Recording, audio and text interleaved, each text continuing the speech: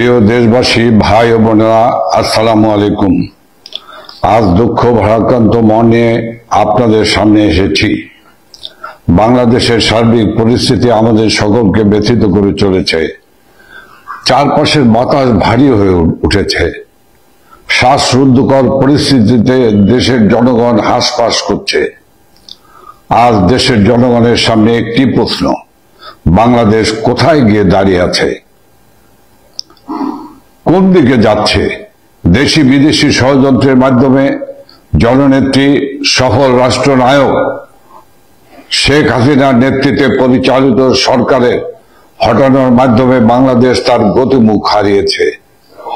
আর্থ সামাজিক অর্থনৈতিক অগ্রগতিতে আন্তর্জাতিক পরিমণ্ডলে বারংবার প্রশংসিত বাংলাদেশ আজ অস্থিতিশীলতার চোরাবালিতে ডুবে গেছে। আজকের বাংলাদেশের সবকিছুর চেয়ে বোধহয় মানুষের জীবনের দামটাই কম। এটা শুধু শিক্ষার্থীদের আন্দোলনের আড়ালে মেটিকুলাস ডিজাইন করে শিক্ষার্থী ও হাজার হাজার পুলিশ বাহিনীর সদস্যদের হত্যা করে একটি নির্বাচিত গণতান্ত্রিক সরকারকে হটানো হয়। এরপর ডক্টর মোহাম্মদ ইউনূসের নেতৃত্বে একটি গোষ্ঠী অবৈধ অসাংবিধানিক ভাবে ক্ষমতা দখল করে। এই অবৈধ দখলদার গোষ্ঠীর প্রত্যক্ষ মদদে একটি খনি গোষ্ঠীর লুটেরা নির্বিচারে আওয়ামী লীগের নেতা কর্মীদের উপর হামলা চালায়। তাদের বাড়িঘর, ব্যবসা প্রতিষ্ঠানে হামলা, ভাঙচুর, লুটপাট ও অগ্নিসংযোগ চালায়। হাজার হাজার আওয়ামী লীগের নেতা কর্মীদের হত্যা করা হয়।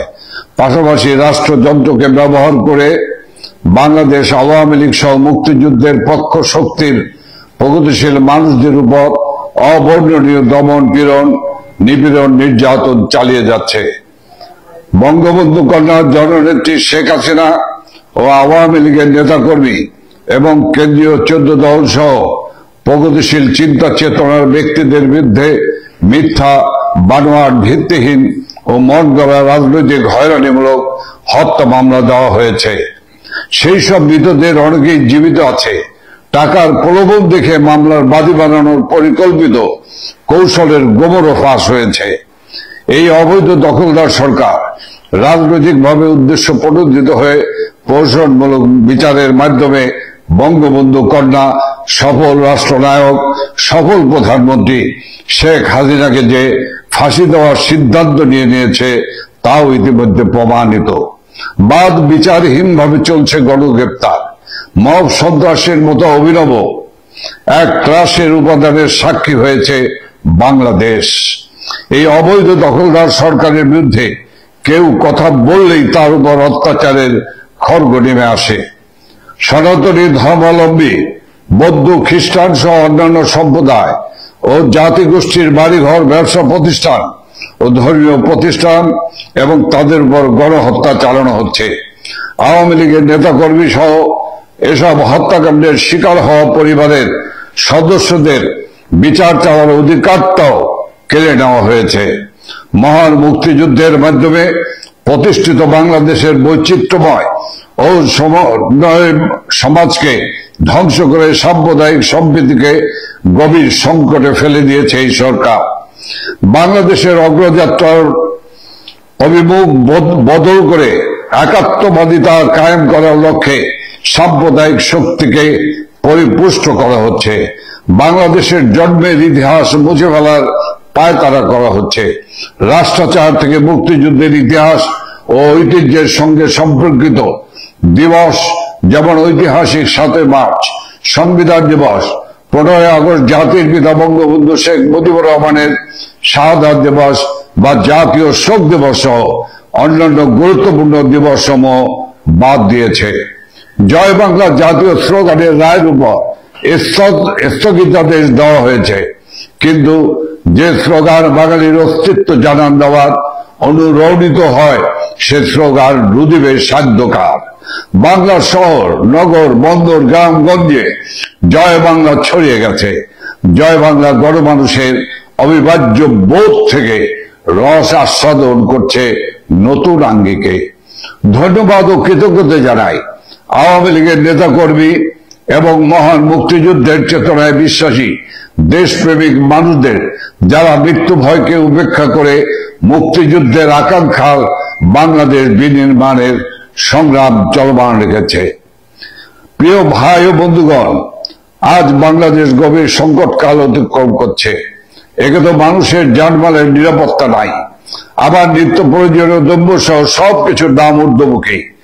দ্রব্যমূল্যের ঊর্ধ্বগতির ফলে প্রতিনিয়ত দুর্বিষহ হয়ে উঠেছে মানুষের জীবন। বর্তমানে বাংলাদেশে বেঁচে থাকার জন্য সবকিছুতে চড়া মূল্য দিতে হলেও একমাত্র বোধ হয় মূল্যহীন হয়ে পড়েছে মানুষের জীবন। সময়ের সঙ্গে পাল্লা দিয়ে বাড়ে লাশের সংখ্যা। যত্রতত্র ফুলের সুবাস না থাকলেও নাকে ভেসে আসে গলিত অর্ধগলিত লাশের দুর্গন্ধ। এই অবৈধ দখলদার গোষ্ঠী দেশ ধ্বংসের যে সূক্ষ্ম উপায় তারা করছে তার প্রমাণ তাদের প্রতিটি পদক্ষেপ। আন্দোলনের সময় মেটিকুলাস ডিজাইনের অংশ হিসাবে রাষ্ট্রীয় গুরুত্বপূর্ণ স্থাপনার সময়ে অগ্নিসংযোগ ও ধ্বংসযজ্ঞ চালিয়েছিল। তারই অংশ হিসাবে সচিবালয়ের মতো সুরক্ষিত জায়গায় অগ্নিকাণ্ড সংগঠিত করা হয়েছে। সরকারের লাগামহীন স্বেচ্ছাচারিতা ও দুর্নীতির প্রমাণ নিশ্চিহ্ন করতে এমন নীলনকশা কিনা আমরা জাতির কাছে সেই প্রশ্ন রাখছি।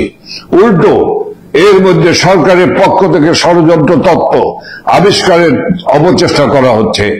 সব জায়গায় আওয়ামী লীগের ভূত দেখার মতো দৃষ্টিভঙ্গি থেকে সরকারের কেউ কেউ আওয়ামী লীগের নেতা কর্মীর উপর দোষ চাপানোর অপতৎপরতা চালাচ্ছে।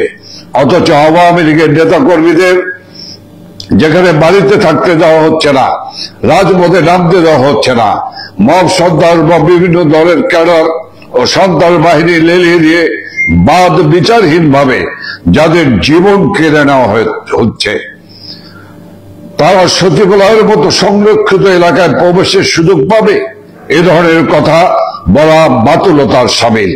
সচিবালয় শুধু সিসিটিভি ক্যামেরা না, নাইট ভিশন ক্যামেরাও আছে, তাতে ভিডিও ফুটেজ থাকার কথা। সেই ভিডিও ফুটেজ আমরা জাতির সামনে প্রকাশ করার দাবি জানাচ্ছি। নিরপেক্ষ সুষ্ঠু তদন্তের মাধ্যমে এই অগ্নিকাণ্ড সংগঠিত করার সঙ্গে জড়িতদের বিচারের আওতায় আনার দাবি জানাচ্ছি। আজ জনমানসের কথা উঠেছে যে সরকার জনগণের জানমাল ও সচিবালয়ের মতো গুরুত্বপূর্ণ স্থাপনার নিরাপত্তা দিতে পারে না, সেই সরকারের রাষ্ট্র পরিচালনার নৈতিক বৈধতা নাই। এই সরকারের পদত্যাগ নিয়ে তাই গণদাবি উঠেছে। সেই গণদাবির প্রতি সমর্থন রেখে আমরাও অবৈধ অসাংবিধানিক দখলদার ফ্যাসিস্ট ইউনূস সরকারের পদত্যাগ দাবি করছি। একই সাথে বাংলাদেশ আওয়ামী লীগ সহ মহান মুক্তিযুদ্ধের চেতনায় বিশ্বাসী দেশপ্রেমিক জনগণের প্রতি আবারও ধন্যবাদ ও কৃতজ্ঞতা জানাই, এই জন্য যে তারা সকল দিক থেকে বাংলাদেশের জন্য উৎসাহের এই সময় নিজেদের বিবেকের তাড়না থেকে ফ্যাসিস্ট এই সরকারের বিরুদ্ধে সোচ্চার রয়েছে। আমরা বিশ্বাস করি সমগ্র জাতির সম্মিলিত বিবেক যতই আহত কখনো পরাজয় স্বীকার করবে না। গতকাল রাষ্ট্রের সর্বোচ্চ গুরুত্বপূর্ণ ভবন সচিবালয় আগুনে স্থানীয় সরকার পল্লী উন্নয়ন সমবায় মন্ত্রণালয়, সড়ক পরিবহন মন্ত্রণালয়, সেতু, ডাক ও টেলিযোগাযোগ, যুব ক্রীড়া মন্ত্রণালয় এবং শ্রম কর্মসংস্থান মন্ত্রণালয়ের নথিপত্র, কম্পিউটার ও আসবাব পড়ে ছাই হয়ে গেছে। রাষ্ট্রের সর্বোচ্চ নিরাপত্তার মধ্যে এমন ঘটনায় জাতি হতবিহ্বল। লোক দেখানো নয়, জনগণের সুনির্দিষ্ট তথ্য প্রমাণ সহ সঠিক তদন্ত আশা করে। ঘটনার তদন্তে স্বরাষ্ট্র মন্ত্রণালয়ের জ্যেষ্ঠ সচিবকে প্রধান করে একটি উচ্চ পর্যায়ের কমিটি গঠন করা হয়েছে। কমিটিতে ফায়ার সার্ভিস ও সিভিল ডিফেন্স অধিদপ্তরের প্রধানকে সদস্য সচিব করা হয়েছে। এর আগে মন্ত্রিপরিষদ বিভাগ একজন অতিরিক্ত সচিবের নেতৃত্বে 7 সদস্যের একটি তদন্ত কমিটি গঠন করেছিল। পরে এই কমিটি বাতিল করা হয়। বারবার কমিটি গঠন ও পরিবর্তনকে জনগণ আসল ঘটনা ধামাচাপা দেওয়ার অথবা উদরপিণ্ডি বুদর ঘাড়ে চাপানোর অবস্থা বলে মনে করে।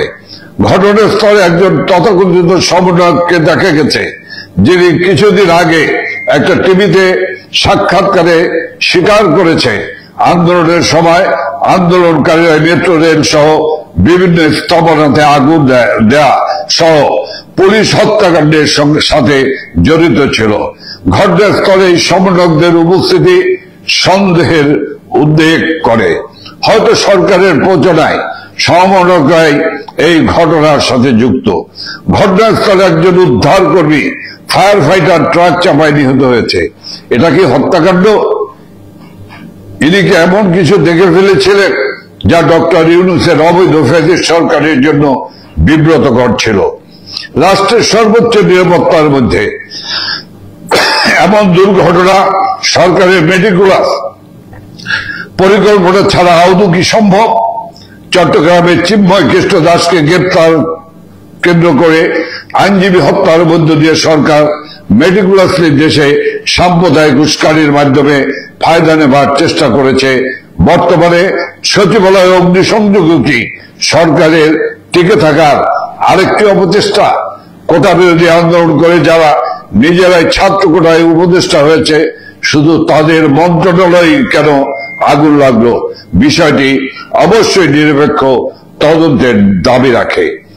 দ্রব্যমূল্যের সীমাহীন ঊর্ধ্বগতি, লোডশেডিং, ডলারের লাগাম ছাড়া দাম, একের পর এক শিল্প কারখানা ও বিভিন্ন প্রতিষ্ঠান বন্ধে বেকারত্বের কারণে জনগণের যে অসহায়ত্ব, সরকারের সেসব বিষয়ে কোনো নজর নেই।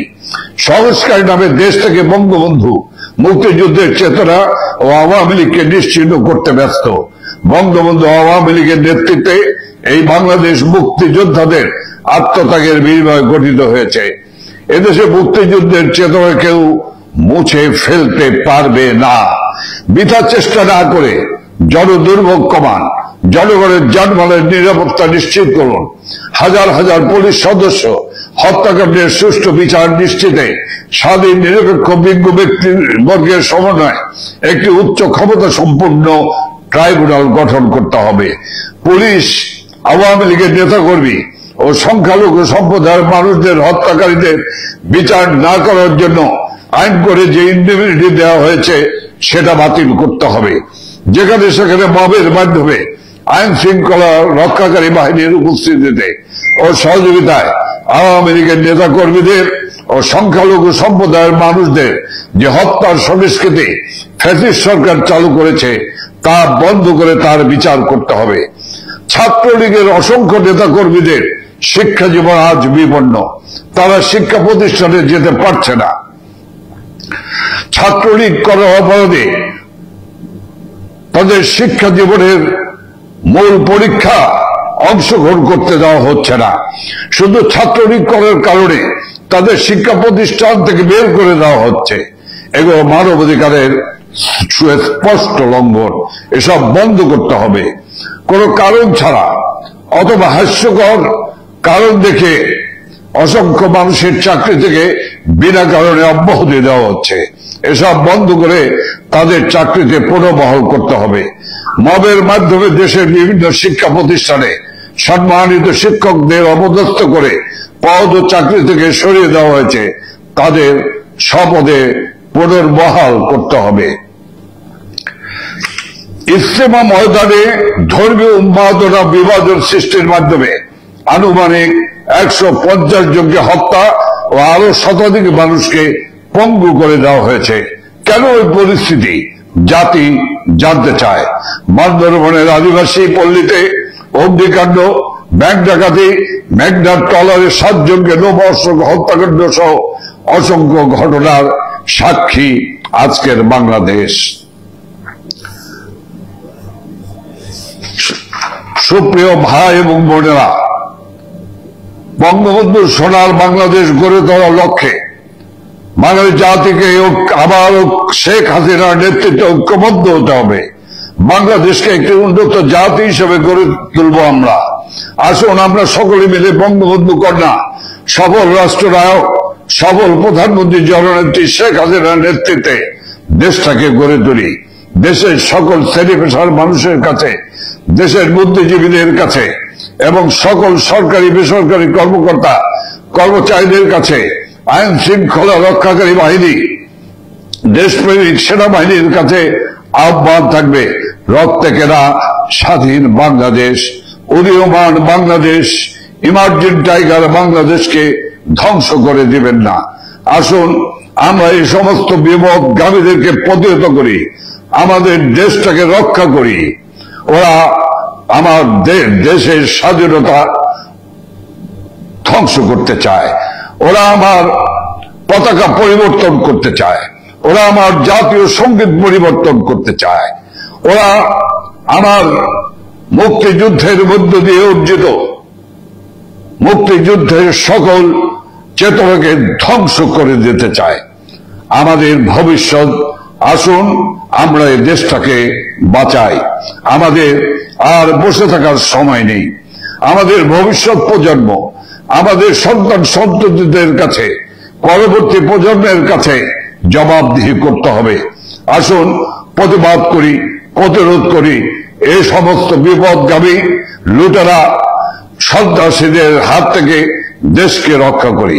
ওরা স্বাধীনতা বিরোধী, ৭১ মানে না, ওরা জাতীয় পতাকা মানে না, ওরা জাতির পিতা মানে না, ওরা দেশপ্রেমিক নয়, ওরা দেশ ধ্বংসকারী, রাষ্ট্রদ্রোহী। আজ আমি আপনাদেরকে ধন্যবাদ জানিয়ে আমি আমার বক্তব্য এখানে শেষ করছি। খোদা হাফেজ। জয় বাংলা, জয় বঙ্গবন্ধু, জয় শেখ হাসিনা।